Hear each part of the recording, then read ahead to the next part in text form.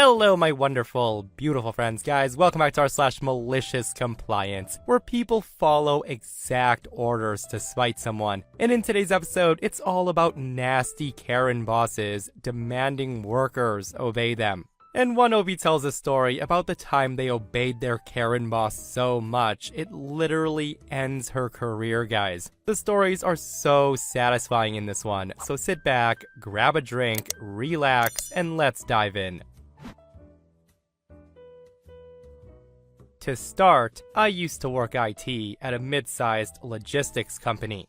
Our warehouse ran 24/7, but the corporate office was open Monday through Friday, 8 a.m. to 6 p.m. I was responsible for maintaining the internal server that handled everything from payroll to inventory management to shipping labels. That said, one Monday morning, I get this email from a higher-up who we'll call Karen, demanding that we take the server offline immediately for scheduled maintenance. Now, I had scheduled that maintenance for Sunday evening. I sent out 3 notices and got no objections, but Karen didn't read those emails, and she was now insisting we do it right now during her working hours. I replied, hey, so taking the server offline during business hours will halt access to shipping, inventory, time tracking, and payroll processing. Please confirm you'd like me to proceed. She replied, and I quote, yes, don't question me.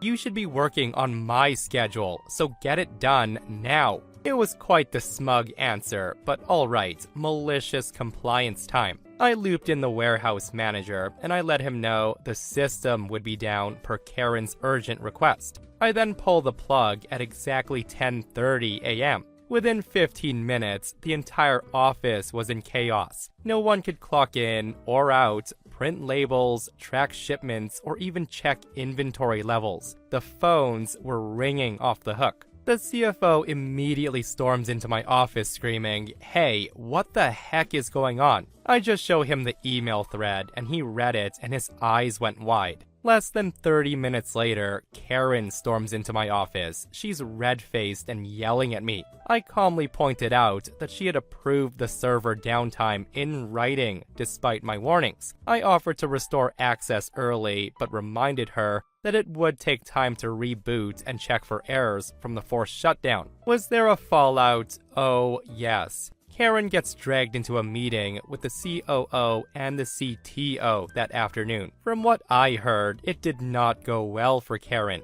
After that, all urgent IT requests from management had to go through a management process with multiple approvals. I also got a little bonus on my next paycheck for handling the outage with professionalism. Sometimes, the best way to teach someone why we have procedures is to let them break one. Just once. What a beautiful malicious compliance that was, guys, and just knowing how smug and entitled that Karen boss was made the malicious compliance even sweeter. Don't you question me, I'm the boss and you're on my schedule. Like, don't you just love it when someone needs to be in control so much that they don't stop and think about the consequences? And I love that OP knew the outcome even before it happened. Again, glad she got what she deserved. So this happened decades ago, and I recently just thought about it. When I was in university, a friend landed a part-time job doing networking for a really small company and then asked if I wanted in. It was easy money, 12 hours per month, to basically maintain the network infrastructure. Sometimes, I would upgrade firmware on routers, check logs, run virus software, and install some stuff on computers. So I said yes. The company used to fix and sell printers and printer-related stuff. The place was run by 2 ladies that were friends. Let's call them May and June. But the CEO in functions was May's husband. Let's call him CEO Peter. The rest of the company were accountant Peter that also shared the name with the CEO, and some technicians that were never there, and 2 hard-working sales reps. Basically, the accountant, the technicians, and the sales reps were the only ones doing work there. Even though May and June were also technically sales reps, they hardly ever made a call. May spent all day browsing the internet for things to buy, and June spent all day chatting with another guy who wasn't her husband, who also shared the name with the CEO. Let's call him Third Peter. And CEO Peter spent the day watching X-rated videos at work. May appeared to have no problems with CEO Peter's habits, which is odd, right?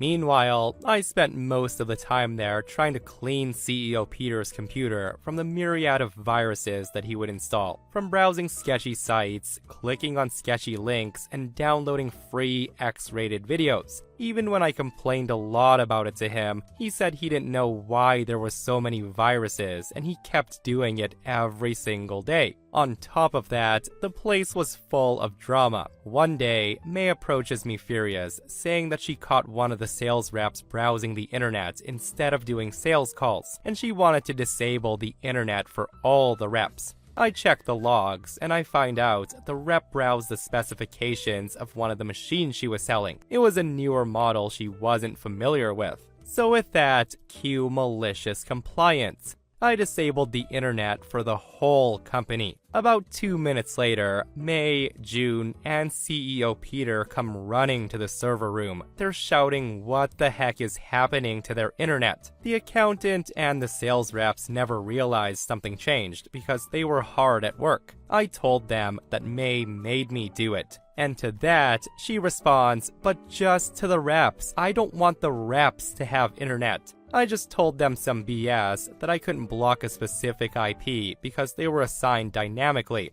blah blah blah. CEO Peter was as red as a tomato. He demanded to reinstate the internet for everyone. That's when I looked at June and she nodded. I looked at May and she said, "Are you sure you can't just for them?" I said, "No." She exhaled and then said, "Okay, the internet's back up." The company dissolved not long after when June sends an email meant for Third Peter to Accountant Peter while he was looking at a thing with CEO Peter, who then saw the email. That day, the place was a huge crap show. I think we spent like 4 hours in the company just listening to the husband and wife go at it, and the only thing lacking was popcorn. Also, CEO Peter made hilarious attempts to hide his X-rated usage. Once, he had this CD named something like Big Chested Gals, and he told me it was a kid's movie. Yeah, the post ends right there, guys, but oh my goodness, what a circus that was, right? And why am I not surprised? The company ends up getting dissolved in the end, because what a clown show that was. A cheating wife, a husband who wouldn't stop watching adult videos at work, and a woman who always shopped. Like, were they on purpose looking to run that place into the ground? And also, for all who are curious, that joint operation was shut down, and then it was decided that each would start again on their own side. But the thing is, they fought over which workers would come to which company. And in the end, no workers wanted to come, so both companies end up failing miserably in the end. On one summer break during high school, I had this job working the front counter of a computer service store. Now, the computer part is irrelevant, but as a front counter customer service associate, part of my job is essentially acting as a secretary for the bigwigs who have an office at this location. I would be taking phone calls, dealing with walk-ins, all that fun stuff. Now, I have zero issues with this responsibility, but it does tend to bug me when these tasks are clearly personal, not company business. This particular store was located at the end of one of many buildings in a strip mall. So there was a parking lot in front for customers, and then there was an access road running right next to our unit to the employee and delivery lot in the back. It was corporate policy that no employee, even the owner, was to park in the customer lot. Most of us, being reasonable people, parked in one of the well-marked spots in the back lot.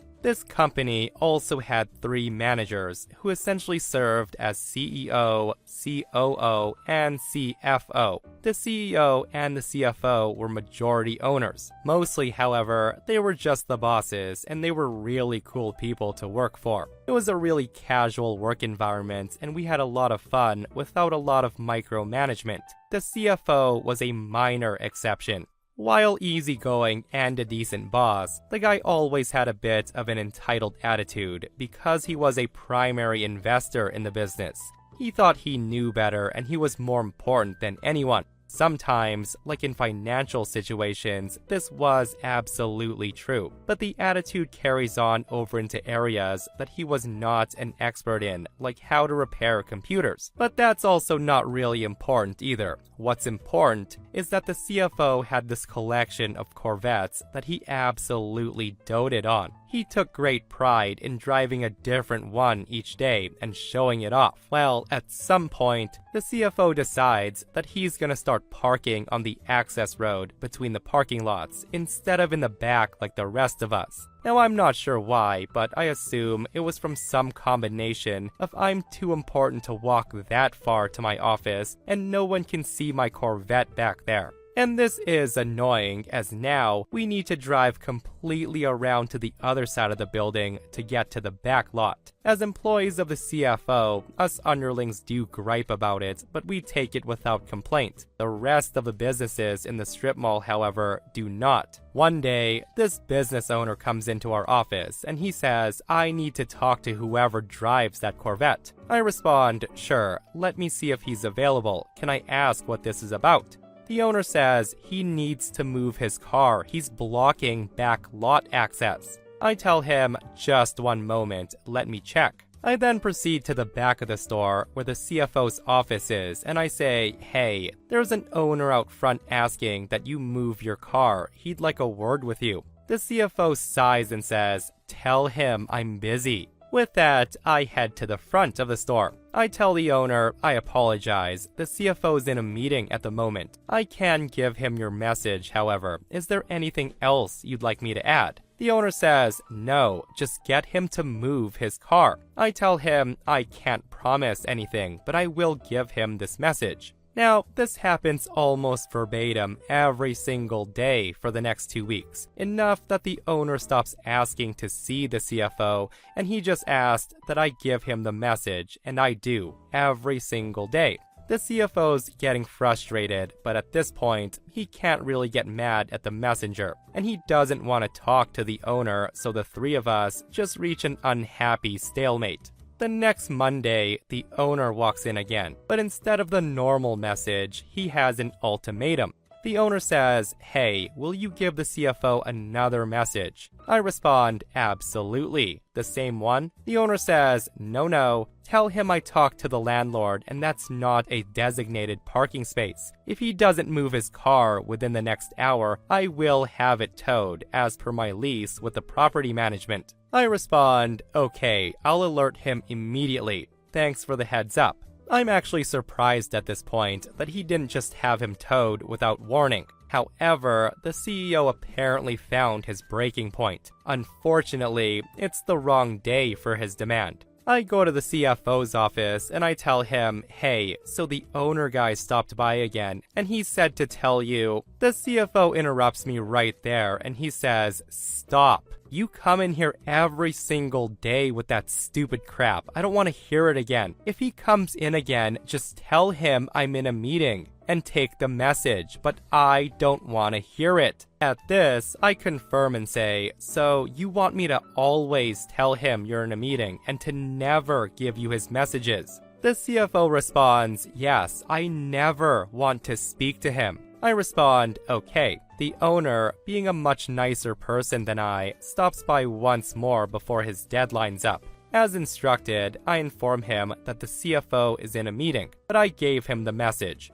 I then give him a look that clearly indicates that I've done everything in my power, and the only way this is gonna end is with him carrying out his threat. The owner nods knowingly and heads back out. Within 15 minutes, I see the tow truck arrive and leave with the CFO's very, very precious Corvette. Another 4 hours pass before it's quitting time. The CFO comes out of his office to head home, and he quickly returns in an agitated state. He comes through the door screaming, oh my goodness, my car's gone. Someone stole my car. Did you see anything? Check the cameras. I respond, your car, it wasn't stolen, it was towed. He then says, what? Well, why didn't you tell me? I respond, I tried to tell you earlier that the owner's threatening to tow you, but you ignored me and you told me never to give you any of his messages. The CFO, in a panicked state, said, well, this is different. You should have told me about this. Why didn't you? I respond, I'm sorry, but I don't feel comfortable deciding which one of your requests to ignore and which ones to follow, so I'm gonna follow all of them. You're the boss. I just smiled as I start to pack up my gear. I can hear the CFO on the phone leaving a message for the owner asking which tow company he used. I did happen to notice that he gave the owner the store number as a callback instead of a personal number. Just as I'm about to walk out the door, the general line rings, so I answer it as I'm supposed to. It's the owner, and he says, hey, I'm returning a call for the CFO about the name of a tow company. I respond, oh, hi, unfortunately, I have to tell you that the CFO's in a meeting at the moment. The owner starts laughing at this point, and he says, well, leaving a message doesn't seem to work well, so I guess I'll just wait for him to call me back. I tell him, no problem, have a nice day. The CFO did learn a lesson in the end, and he never parked in that lane again. The CFO was pissed, but I'm pretty sure the COO had a talk with him about using employees to duck responsibilities, because I never saw any fallout from that event. The owner and I share a knowing smile every time we saw each other after that. Guys, there is nothing more satisfying than a smug boss getting put in their place, and I just love a good parking justice story. I'm also glad the guy realized that just because you own a business doesn't make you any better than others. Like, just follow the rules like everyone else. This one is a long one, so buckle up. I used to work for a company that had a weird work culture. Everyone, including the CEO, directors, and the owner, worked way too much. And some would proudly say that they could only sleep after drinking because they have so much work that they can't ever turn off. I was working 12 hours a day, plus commute, all without overtime, while being paid less than market average for 8 hours. I was dumb, I loved what I did, and the company has a very big name in my country, so it did help build my resume. Also, I had the chance of tackling very interesting projects, so I saw it as a stepping stone to better jobs. About 8 months in though, I start to break. My mental health was taking a big dive, and I would wake up at 4 in the morning thinking about things I wasn't able to finish, and then I couldn't fall back asleep, so I handed my resignation. The CEO, who I had a good work relationship with, then called me in to ask what's going on. He asked what they could do to keep me on the team. I said we needed more people in our department and I had to start working 1 hour later, so I could at least go for a walk every morning. He agreed with both of those things, and he said they're already working on the budget to get 2 more people to our department. That said, my director had vacation planned, and during that couple of weeks, I got to work 1 hour later, and I started to feel better. The interviews happened during that time, and by the end of the 2 weeks, we had 2 new members for our team. And then, on the 3rd week, when my director's back, we're all called into a meeting about 2 big projects that will require every hand on deck. The company was preparing for a huge project, and we had to work on it. Well, the 2nd day of the week, the director calls me in for a chat, and she says I can't be getting in late. I said I wasn't late, my hours were changed to start later, as I had a talk with the CEO. She then says that I can't start at a different time than everyone else, and that everything was way too busy for it anyways, that I either accept it or I quit. She felt that she could spare me now that we had 2 new members. So I called a bluff. I thought, not worth it. I gave my notice and I quit, and she was surprised. I get to work the next day, and I find out that one of the new hires had also quit, stating way too much work for her. I just keep working as usual, as I don't want to damage my professional image. They find someone to replace me that week, since they still had resumes from the previous cycle, and that's when the 2nd hired person quits. And then my replacement quit. The 2nd replacement shows up, and I wasn't allowed to train him, just in case the first one quit because of something bad I said. but he broke a record and he gave up after the first day, all before the end of my final week of notice. That week, I had gone through a great interview for another company, and I believe they called my company for reference. HR must have told my director, since she suddenly starts acting very friendly to me, and she would stop my coworkers whenever they made remarks about me leaving. My last day there, the director calls me, and she says maybe we were both too harsh in our decisions. She said that she's willing to allow me to get to work 30 minutes later if I cut my lunch hour by 30 minutes. And she's fine ignoring my quitting since it was clearly a decision made by impulse. She then asked me to unquit. I said I would consider staying if she matched my offer from the other company plus 10%. On top of that, I would stay if we went back to the previously agreed starting work time. I told her I would need to have everything in writing before the end of the day, since I wouldn't want to screw the other company over. At that, she said I was doing her dirty, something hurting the company, no loyalty, think of your future, everything we've done for you, blah blah blah. You aren't even being professional. Why would you even consider quitting? When she said that last bit, I just smiled and I said it was her idea for me to quit. That we had a deal that I was willing to uphold despite everything bad that working there had. I told her that she said the deal was off, and if I didn't like it, I should quit, so I complied. I didn't like it, so I quit. I find out we had a third replacement for me, and I also find out that she lasted 2 weeks. 2 months later, the whole team is different, except the director, who is there holding strong. The CEO did say that he was sad to see me leave, but he understood it. HR also confirmed to me at my exit interview that he had been talking to the owner and directors on how to change the work culture in order to retain talents better. My HR friend later told me that the owner stopped that nonsense. Yeah, with a company like that, it's no surprise that even the most talented people don't want to stay for the long run. Cheap pay, insane workloads, long hours, disrespect from bosses. Yeah, that sounds like a great place to work at. And it does suck, hearing that the owners aren't willing to change the culture. But you know what happens in places like that, right? Like, they'll just keep on exploiting people on a day-to-day basis and just keep chugging along while the owners sip on fine wine and enjoy their rich lifestyle. So here's some context. This happened a few years ago when I was 18 years old and working as a receptionist for a community nursing service. As the youngest person on the team by a long shot, as the average age of employees was around 55 to 60, I was usually the one responsible for computer stuff. It was mostly just simple things, nothing a quick Google couldn't solve. The other staff members were wonderful, and I did learn a lot working with them.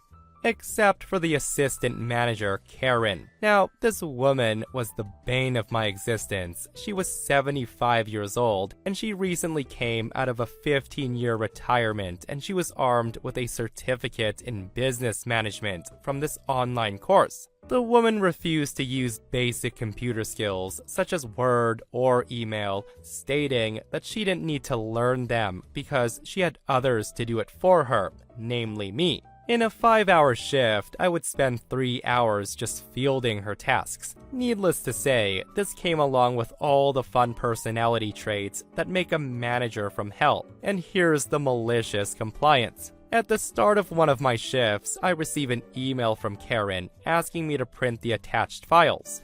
One was a PDF and the other was an MP4 file, a video file. So assuming that she meant just the PDF, I take the printed copy to her. And this is roughly how the exchange went. I bring the copy to Karen and she says, "Why do you only have one file? I sent 2. I respond, you want me to print an MP4 file? Karen says, "Isn't that what I asked?" Me, at this point, said, "Look, I don't think you understand." She then stops me and says, "I do understand. Don't forget that I did your job for well over 20 years and now I could have you fired." Already over it and ready for some malicious compliance, I just say, okay, well, I've never printed this type of file before, so it might take a while. She then interrupts and says, I don't care how long it takes. You've been given a task and I've told you to do it. Once it's done, you can then move on to other jobs. Hearing that come out of Karen's mouth, I'm grinning ear to ear at this point. I get back to my desk and I send her an email summarizing our conversation and explicitly clarifying that she wanted me to print an MP4 file,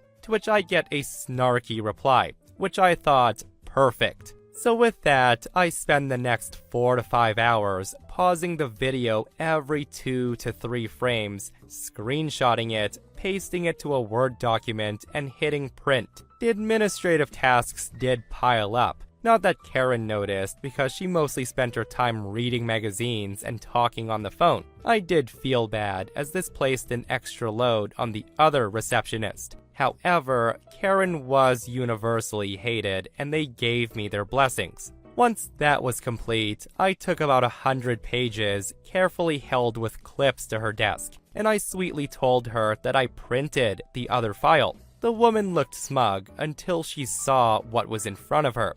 What was in front of her was page after page of almost the same picture. As the man moves through the video, some slightly blurry, all in full color. She was furious to say the least, but I was 1 hour overtime on my shift, and Karen knew that would already cause her some issues, so she let me leave. And I knew that it wasn't over yet. As expected, I get called into an HR meeting the following week, where they accused me of wasting company time and not complying with management. I then explained the situation in detail and showed them the email, including Karen's awful reply. I also showed them a few more texts and emails where Karen used some particularly descriptive words to insult staff members, including the very HR rep taking my interview. Turns out, this was the straw that broke the camel's back, as Karen had multiple reports against her from other staff members, and she had been driving HR insane with her own complaints. Karen lost her job the following week, and she never did seek employment again after that. The best part is this happened all on a Sunday where I got double pay. I took some of that sweet overtime cash and I brought in cupcakes to work once Karen was gone. I just said it was an end-of-week treat, but we all knew what we were celebrating. The HR rep seemed to particularly enjoy hers. Guys, I love this so much. A Karen coming out of retirement only to get fired and put back into retirement. Like, absolutely wild though. You want this video printed, I'll print that video. Like, that is 4 hours well spent, in my opinion. But yeah, seems like Karen did lack the knowledge to be in that position, so good riddance is what I say. Like, if not OP, it would have been someone else for sure. And that, my friends, brings us to another end of r / malicious compliance. Guys, I hope you enjoyed today's stories. If you did, hit that thumbs up. And if you're not subscribed, consider subscribing so you don't miss these crazy stories. And if you missed the last episode on the channel, it's an r / entitled People episode, where this one psycho dude thinks he rules the airport. It's such a wild story, so go check it out if you haven't, and myself and Stevie Boy will see you guys in the next one. We love you.